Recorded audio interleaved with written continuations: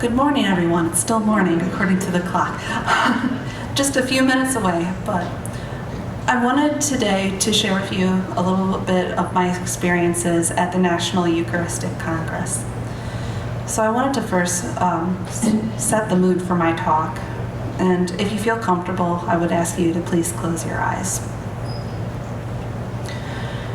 Picture yourself in the most crowded hallway that you have ever been in. You're walking along, talking with a few people you just met. In the din of all the conversation around you, you hear the small tinkling of bells.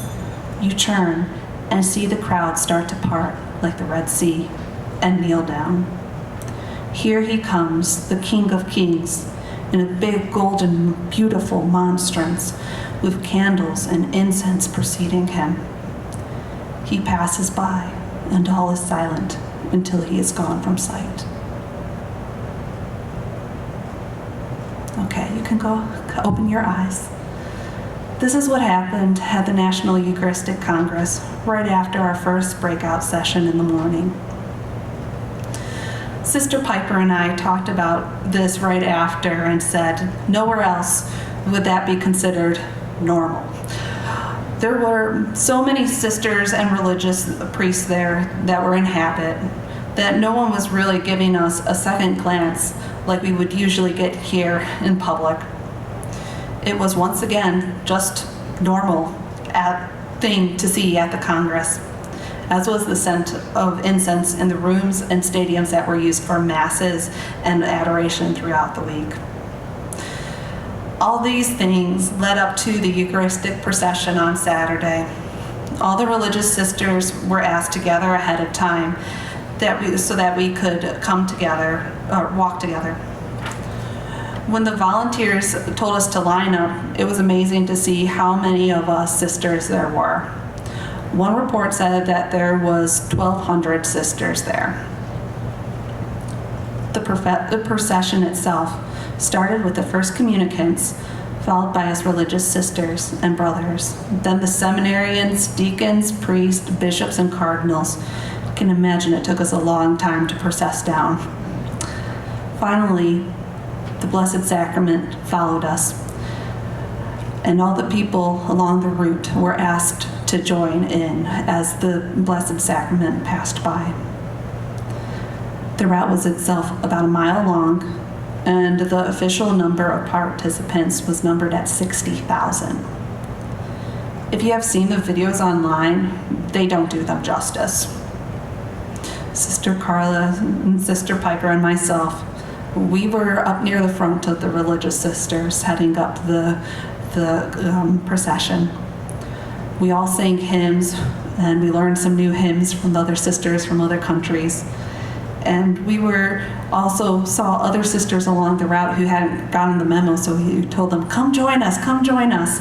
And the amazing thing was the people lining the route, waiting to see Jesus. So there was a parking deck right near the start of the procession. Must have been, I don't know, maybe five different levels. And on every level of the parking deck, you could see people just looking out over the edge, waiting to see Jesus, to watch the procession. Almost felt like we were in a parade. It was so much festivity going on. There were many shouts of "Viva Cristo Rey!" Que viva! Which people replied, "Que viva."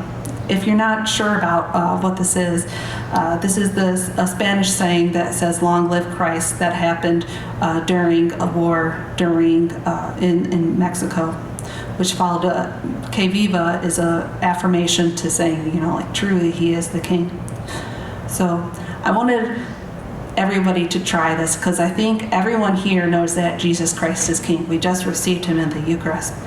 So I'm going to say the first part, and then your response is "Que viva," and I want you to say it like you mean it. Viva Cristo Rey! Que viva! Viva Cristo Rey! Que viva! Now imagine about 60,000 people saying that at once. Okay, so back to the procession. Okay, so we were coming up to one of the squares that we had to pass by. And there was this huge monument in the middle of the square, and it had steps going up. And it just was full of people. It looked like we had gone into a sports stadium, and you could just see them shoulder to shoulder, and it was just coming down, straight down, and you just saw these stacks of people, and it was amazing to see that many people just lined up. When we did finally arrive at the War Memorial Park, they had all of us religious sit down, and we didn't know that, but we were going to have adoration. We had adoration and praise and worship for about half an hour there at the War Memorial Park. I think everybody felt like I did, that it was truly experiencing a piece of heaven. Just, we're out in the open, out in the public, just praising and worshiping our Lord.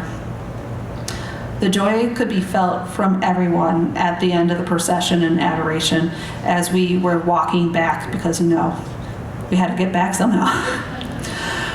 So I think all of us were looking forward to what we would be doing last in our last day there.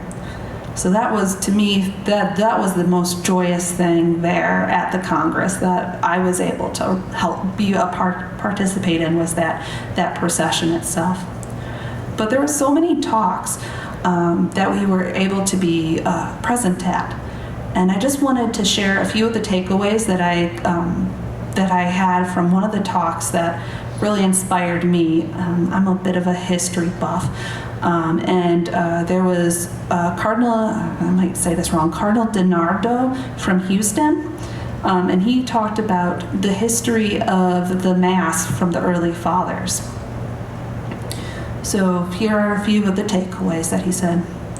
So he said, even the early church fathers do not know where the opening dialogue of the Mass started. So you can think of, they were only maybe in the years from about 100 AD to 300 AD, really close. And they had no idea where it came from because it was that long and established.